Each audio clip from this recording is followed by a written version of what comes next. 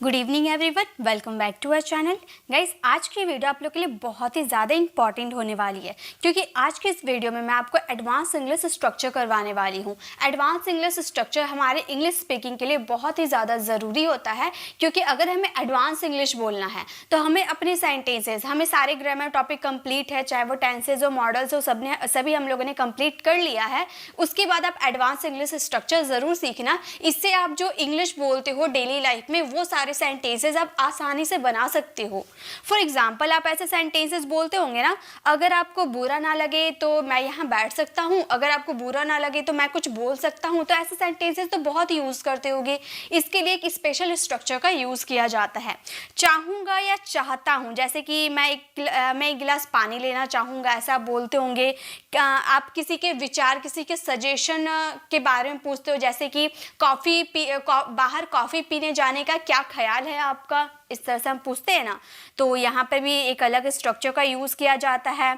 फिर शौकीन होना, समय होना, सच कहूँ तो आप बहुत ईमानदार हो, ऐसे वाले सेंटेंसेस बहुत ही ज़्यादा डेली लाइफ में बोले जाते हैं। और मैं आपको सारे के सारे स्ट्रक्चर्स वीडियो में करवाने वाली हूँ, पूरे डिटेल के साथ, पूरे प्रैक्टिस करवाते हुए। बहुत ही मज़ा आने वाला है और मैं आपको गारंटी देती हूँ कि सारे स्ट्रक्चर अभी के अभी आपको याद हो जाएंगे। तो चलिए वीडियो को स्टार्ट करते हैं। सबसे पहला हमारा जो स्ट्रक्चर है वो है would you mind. Would you mind और प्लस वर्ब की फोर्थ फॉर्म, ठीक है। जब भी आप वुड यू माइंड का यूज़ कीजिएगा उसके बाद जो आएगा आपका वर्ब, हमेशा वर्ब का फोर्थ फॉर्म आएगा।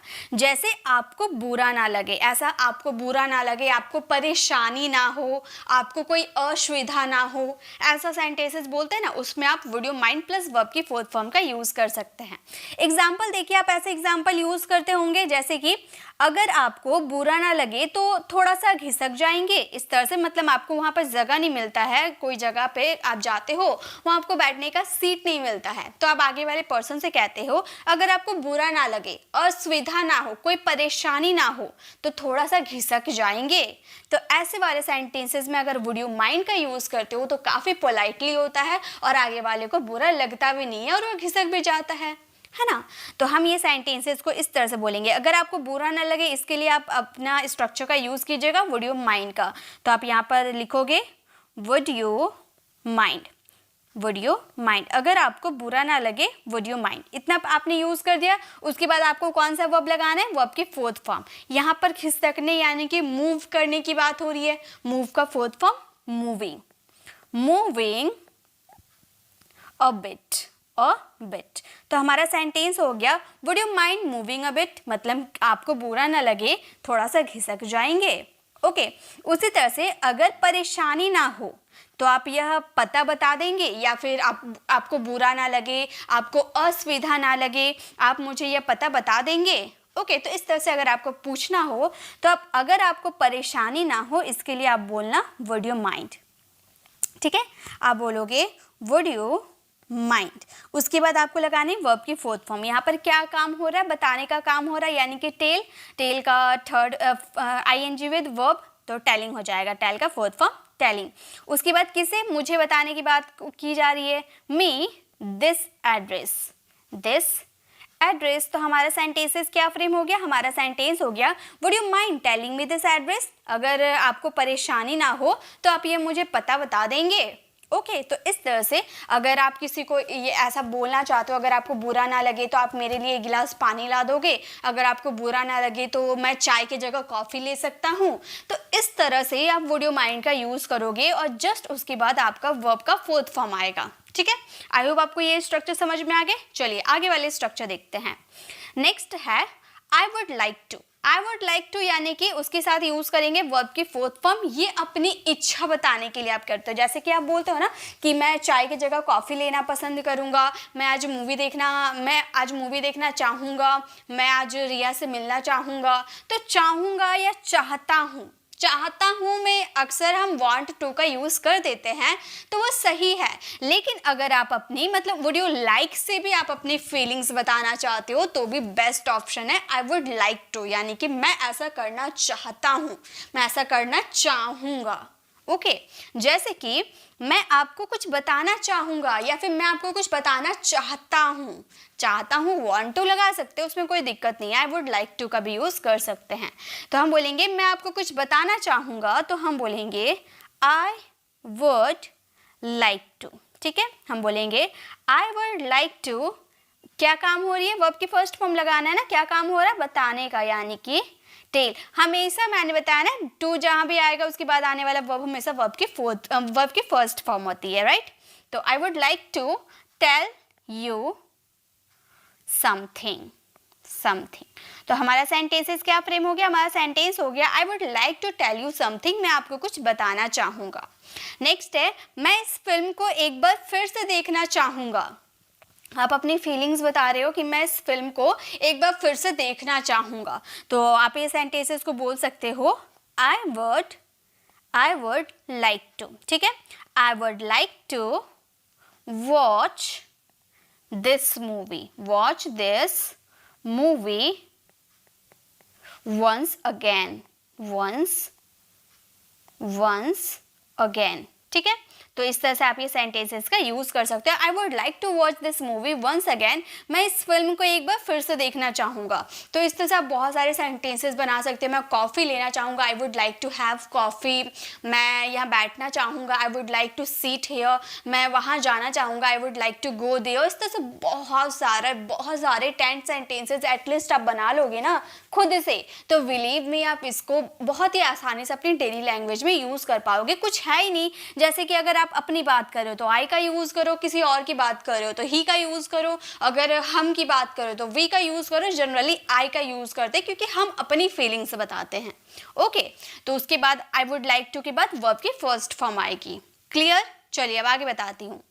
नेक्स्ट है what या how। इसमें 2 WH फैमिली वर्ड्स एडजस्ट हो सकते हैं, कभी what लग सकते हैं, कभी how लग सकते हैं। उसके बाद about आएंगे, उसके बाद verb की फोर्थ फॉर्म आएंगे, यानी कि के बारे में क्या ख्याल है। आप ऐसे पूछते हो ना कि आज पिज़्ज़ा खाने के बारे में आपका क्या ख्याल है या फिर क्या विचार है, आज घूमने जाने के बारे में आपका क्या विचार है या क्या ख्याल है। मतलब किसी की सजेशन, किसी को ऑफर देते हैं कोई चीज़ में चॉइस करने की कि आपको ऐसा क्या ख्याल है, आपको वहाँ जाने का ख्याल है, इस तरह से। ठीक है, मतलब आपको फिल्म देखने जाने के बारे में क्या ख्याल है। ओके, तो ख्याल है या विचार है, बात एक ही है।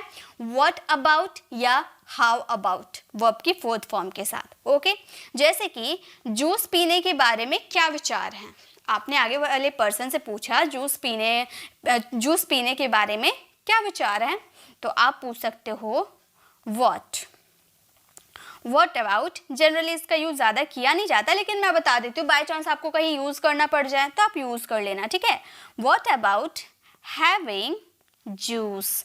वॉट अबाउट हैविंग जूस मतलब जूस पीने के बारे में आपका क्या ख्याल है।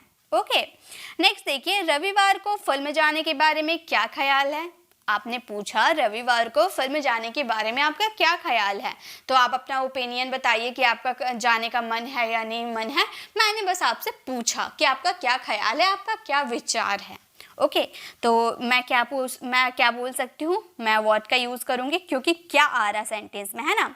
तो मैं बोलूँगी व्हाट अबाउट गोइंग। वर्ब की फोर्थ फॉर्म यूज़ करेंगे। ठीक है, तो यहाँ जाने की बात हो रही है इसलिए गोइंग। यहाँ पर पीने, जैसे यहाँ पर हैविंग का यूज़ आपने किया, यहाँ आप ड्रिंकिंग का भी यूज़ कर सकते हो क्योंकि पीने के लिए ड्रिंक का भी यूज़ किया जाता है, या फिर टेकिंग का भी यूज़ कर सकते हो। तो एज योर चॉइस, तीनों आपके पास है, तीनों में से आप किसी का भी यूज़ कर सकते हो पीने के सेंस में। ओके, तो यहाँ पे हम बोल रहे हैं कि what about going for a movie on Sunday. Sunday days of week होते हैं और डेज ऑफ वीक के साथ हमेशा ऑन का यूज़ होता है, ये मैंने प्रेपोजिशन में आपको कवर करवाया था।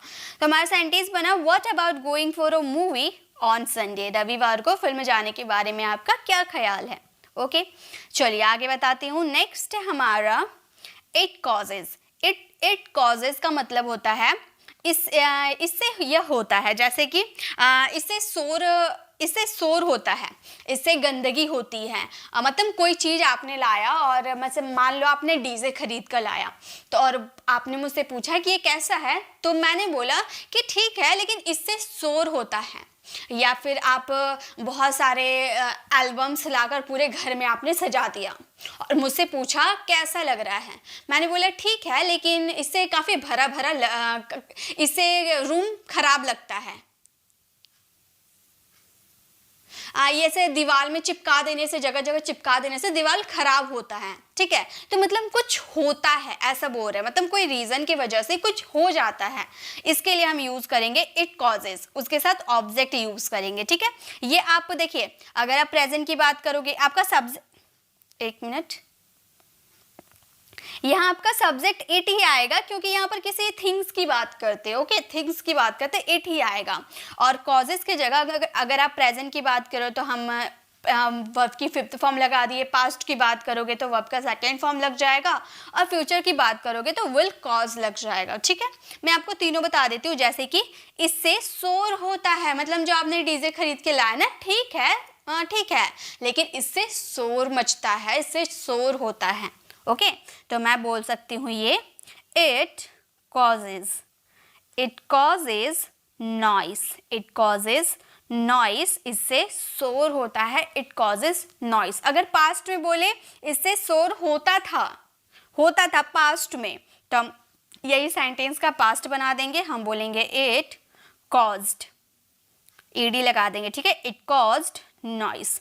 अगर आप फ्यूचर की बात करोगे, अगर आप फ्यूचर भी इसी में बनाना चाहते हो तो आप इस तरह से बना सकते हो, इट विल कॉज, वर्ब की फर्स्ट फॉर्म हो जाएगी, इट विल कॉज नॉइस, मतलब इससे शोर होता है।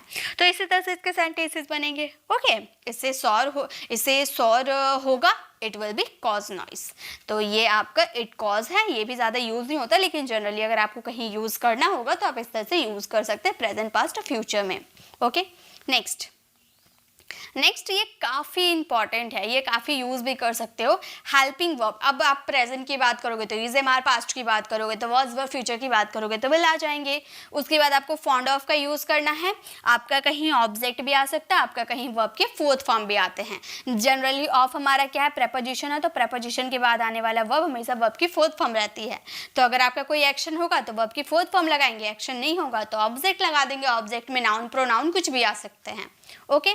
जैसे कि शौकीन हूँ, जैसे आप बोलते हो ना, भाई मैं चाय पीने का शौकीन हूँ, मुझे बुक पढ़ने का शौक है, यानी कि मैं बुक पढ़ने की शौकीन हूँ, मैं घूमने की शौकीन हूँ, मैं नई नई बातों की जानकारी के लिए शौकीन हूँ, मतलब मुझे जानकारी सुनना अच्छा लगता है, मैं शौकीन हूँ, ठीक है। तो किसी चीज़ का शौक होना, फॉन्ड ऑफ, ठीक है।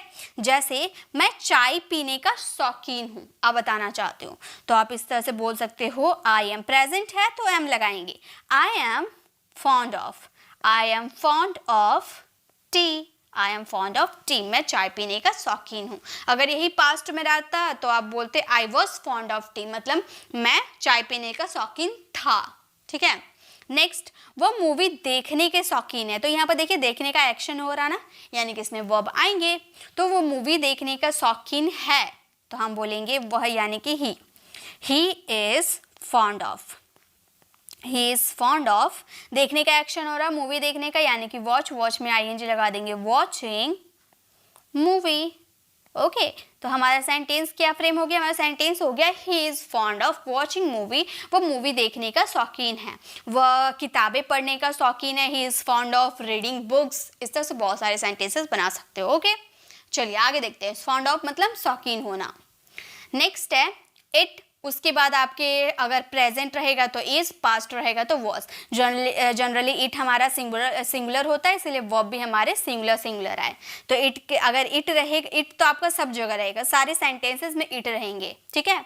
उसके बाद आप इज लगाओगे प्रेजेंट में, और पास्ट में वॉज लगाओगे। उसके बाद टाइम रहेगा, टाइम लगाना है, टाइम मतलब 3 o'clock 5 o'clock ये नहीं, टाइम ही उतारना है, ठीक है। उसके बाद फोर रहेगा, ऑब्जेक्टिव केस, जैसे कि ऑब्जेक्टिव केस क्या होता है, आई का हो जाता है मी, ही का हो जाता है हिम, तो ये सारे ऑब्जेक्टिव केस होते हैं, ये सब तो आपको क्लियर होगा। उसके बाद वर्ब की आएगी फर्स्ट फॉर्म, ठीक है। चलिए मैं आपको बताती हूँ, जैसे सेंटेंसेस देखिए आपको समझ में आ जाएगा। समय है, इसके हिंदी मीनिंग होते हैं, यह उनके लिए स्कूल जाने का समय है, यह उनके लिए स्कूल जाने का समय है। तो पहले हमें इट लगाना है, सब में इट लगाएंगे, ओके, सब में। तो हम बोलेंगे इट इज़, प्रेजेंट की बात करें इसलिए इज़ लगाएं, इट इज़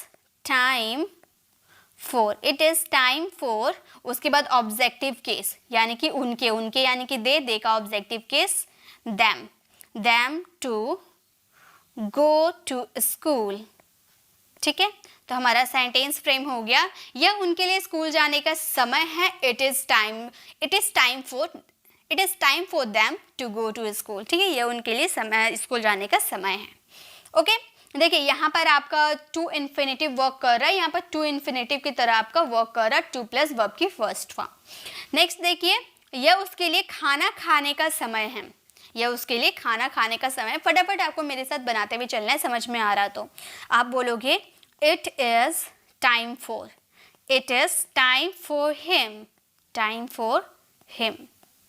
खाना खाने का यानी कि to have a lunch, have a lunch. मान लो दोपहर का खाने की बात करें, ठीक है, तो लंच तो हमारा सेंटेंस हो गया, यह उसके लिए खाना खाने का समय है, it is time for him to have a lunch. Okay, मतलब यह उसके लिए खाना खाने का समय है। तो ये स्ट्रक्चर आप माइंड में फिट कर लीजिए, इट, उसके बाद अगर प्रेजेंट में इज़ और पास्ट में वॉज, उसके बाद time for objective case, verb का first form to infinitive. Okay, चलिए अब आगे देखते हैं। नेक्स्ट देखिए, बड़ी मज़ेदार है, अब है to be honest. To be honest plus subject use करना है, उसके बाद हेल्पिंग वर्ब आएंगे। हेल्पिंग वर्ब आप प्रेजेंट में यूज़ करोगे, पास्ट में यूज़ करोगे उसके अकॉर्डिंग। फिर वर्ब आएंगे अकॉर्डिंग टू टेंस, यानी कि जो आपका टेंस होगा उसके अकॉर्डिंग आपके वर्ब आएंगे, यानी कि पलटता रहता है। कॉन्टिन्यूअस में वर्ब में फोर्थ फॉर्म हो जाएगा, परफेक्ट में वर्ब की थर्ड फॉर्म में बदल जाएगी, तो ये पलटता रहता है वर्ब। ठीक है, जैसे कि सच कहूँ तो, आप बोलते हो ना सच कहूँ तो वो मेरा सच्चा मित्र था, सच कहूँ तो मुझे यहाँ आने का बिल्कुल भी मन नहीं था, सच कहूँ तो मेरा उससे बात करने का बिल्कुल भी मन नहीं था। तो सच कहूँ तो इसके लिए आप यूज़ करोगे टू बी ऑनेस्ट। ओके, जैसे सच कहूँ तो तुम मेरे बेस्ट फ्रेंड हो, सच कहूँ तो तुम मेरे बेस्ट फ्रेंड हो, इसके लिए हम बोलेंगे, हम बोलेंगे टू बी ऑनेस्ट। सच कहूँ तो टू बी ऑनेस्ट, तुम मेरे बेस्ट फ्रेंड हो, प्रेजेंट की बात करें, हम बोलेंगे you are my best friend. इसमें कोई एक्शन नहीं हो रहा था तो वर्ब नहीं लगाया, एक्शन होता तो वर्ब लगाते टेंस के अकॉर्डिंग। ओके, तो हमारा सेंटेंस है to be honest you are my best friend, सच कहूँ तो तुम मेरे बेस्ट फ्रेंड हो। सच कहूँ तो मैंने अपनी किताब खो दी है, आप ऐसे बोल रहे हो सच कहूँ तो मैंने अपनी किताब खो दी है, तो आप बोलोगे टू बी ऑनेस्ट। ठीक है, सच कहूँ तो यानी कि टू बी ऑनेस्ट, मैंने अपनी किताब खो दी है, इसके लिए बोलेंगे आई हैव लॉस्ट। ये हमारा प्रेजेंट परफेक्ट था, इसलिए हैज हैव के साथ वर्ब की थर्ड फॉर्म लगाएं, लॉस्ट माई बुक। ठीक है, तो अगर आपका वर्ब हो रहा है, एक्शन हो रहा है, तो वो टेंस के अकॉर्डिंग लगाएंगे, अगर एक्शन नहीं हो रहा है तो वो सिंपल सेंटेंस बन जाएगा, to be honest I have lost my book, सच कहूँ तो मैंने अपनी किताब खो दी है। नेक्स्ट गाइस, नेक्स्ट है it doesn't matter whether, it doesn't matter whether, उसके बाद सब्जेक्ट, वर्ब की फर्स्ट फॉर्म, ऑब्जेक्ट और नॉट। जैसे मुझे कोई फर्क नहीं पड़ता, अब ऐसा सेंटेंस तो बहुत बोलते हो, मुझे कोई फर्क नहीं पड़ता तुम प्रोजेक्ट सबमिट करो या ना करो, ऐसा बोलते हो ना, मुझे कोई फर्क नहीं पड़ता तुम प्रोजेक्ट सबमिट करे या नहीं। चलिए ऐसे बताते हैं, मुझे कोई फर्क नहीं पड़ता, इट डजंट मैटर वेदर तक बताओ। ठीक है, हम बोलेंगे it doesn't matter, it doesn't matter weather, मुझे कोई फर्क नहीं पड़ता कि, इट डजंट मैटर वेदर कि तुम प्रोजेक्ट सबमिट करो या ना, तो हम बोलेंगे यू सबमिट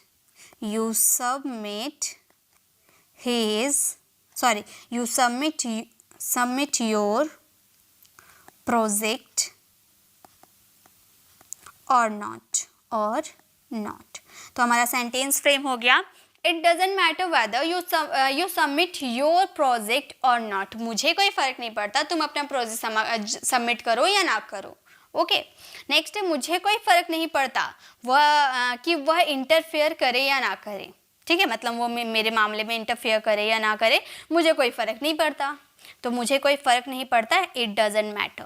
ठीक है, ये आपके सेंटेंस के अकॉर्डिंग यूज़ होंगे, आप जो सेंटेंस बोलोगे उसमें एडजस्ट हो जाएंगे ये। ठीक है, तो हम बोलेंगे इट डजंट मैटर वेदर वह इंटरफेयर करे या ना करे, तो हम बोलेंगे ही इंटरफेयर और नॉट। तो हमारा सेंटेंस क्या फ्रेम हो गया, हमारा सेंटेंस हो गया it doesn't matter weather he interfere और नॉट, मुझे कोई फर्क नहीं पड़ता वो इंटरफेयर करे या ना करे। ओके, चलिए अब आगे देखते हैं। नेक्स्ट है it is my compulsion to verb की फर्स्ट फॉर्म।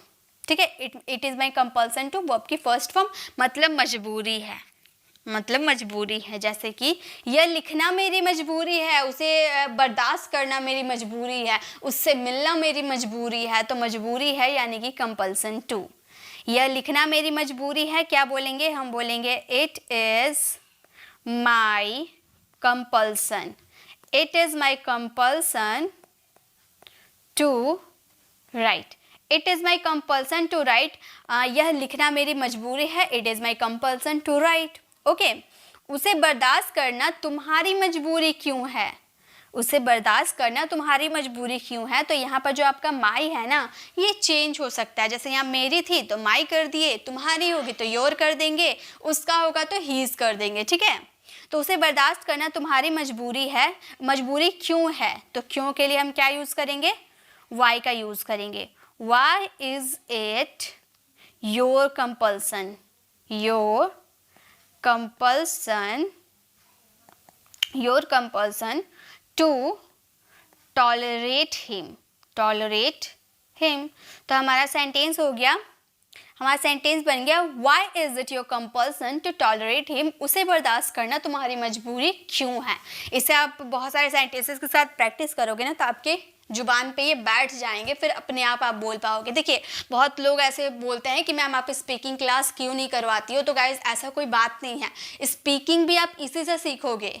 ठीक है, आप कैसे सीखोगे, आपको सारे ग्रामर रूल आते हैं तो आपको बोल बोल कर खुद से प्रैक्टिस करना होगा, आपको अपनी फैमिली के साथ बोलना होगा। फैमिली भले नहीं जानती है इंग्लिश, लेकिन आप कोशिश करो टूटा फूटा जैसे भी आप एक्सप्लेन कर पाते हो वैसे इंग्लिश में ही बोलो।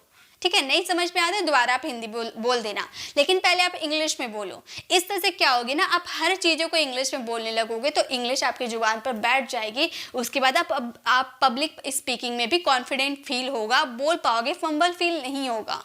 ओके, तो बोलने से ही आएगी, आप बोलते रहना, इंग्लिश बोलना सीख जाओगे। नेक्स्ट है अडिक्टेड टू। अडिक्टेड टू या प्लस वर्ब की फर्स्ट फॉर्म, यहाँ भी टू है ना इसलिए उसके बाद वर्ब की फर्स्ट फॉर्म है। आदी हो जाना यानी कि किसी चीज़ की आदत हो जाना। तुम वहाँ जाने के आदी हो गए हो, यानी कि तुम्हें वहाँ जाने की आदत हो गई है, ऐसा आप कहना चाहते हो। ठीक है, तो तुम वहाँ जाने के आदी हो गए हो तो हम बोलेंगे you are addicted, you are addicted to go there, to go there, you are addicted to go there, तुम वहाँ जाने के आदी हो गए हो, you are addicted to go there। Okay, next, क्या तुम गिटार बजाने के आदी हो गए थे, क्या तुम गिटार बजाने के आदी हो गए थे। तो हम ये सेंटेंसेस को कैसे बनाएंगे, ये सेंटेंसेस आपको बनाने हैं, ये सेंटेंसेस आप बनाना और इसका आंसर कमेंट में ज़रूर लिखना, मैं चेक कर लूँगी किसका किसका आंसर राइट है। ओके, तो गाइस आज के लिए बस हमारा इतना सारे स्ट्रक्चर्स थे, 10 स्ट्रक्चर्स मैंने आपको बताई है, सारे 10 स्ट्रक्चर्स मैंने बताया है। अब आपका क्या काम है, अगर आपको इंग्लिश सच में बोलना सीखना है ना तो आप ये सभी में से कम एटलीस्ट 10 सेंटेंसेस तो बनाने की ज़रूर कोशिश करना जो आप अपनी डेली लाइफ में यूज़ करते हो। छोटा सेंटेंसेस हो, बड़ा हो, जो भी हो, आप उसे बनाने की कोशिश करना। नहीं बनते हैं तो आप मुझे कमेंट में बताना, फिर से मैं वो बताऊंगी, लेकिन पहले बनाने की कोशिश तो करना। आप पहले बनाना, उसके बाद मुझसे पूछ लेना अगर कन्फ्यूज़न हुई तो। ठीक है, मैं दोबारा वीडियो में ज़रूर बता दूंगी। अब आपको वीडियो कैसे लगी कमेंट में ज़रूर बताइएगा, एक प्यार से कमेंट ज़रूर कीजिएगा, अपने फैमिली मेंबर फ्रेंड्स के साथ ज़रूर शेयर कीजिएगा ताकि सभी लोग एडवांस इंग्लिश बोल पाए, आप भी उनके साथ प्रैक्टिस कर पाएँ। अगर आप हमारे चैनल पर नए हो, मेरे पढ़ाने का तरीका आपको पसंद आया तो सब्सक्राइब कर आने वाले बेल आइकन को ज़रूर प्रेस कीजिएगा ताकि रोज आने वाली वीडियोज़ की नोटिफिकेशन आपको मिलती रहेगी। मिलते हैं नेक्स्ट ऐसे इन्फॉर्मेटिव वीडियोज़ के साथ, तब तक के लिए कीप लर्निंग।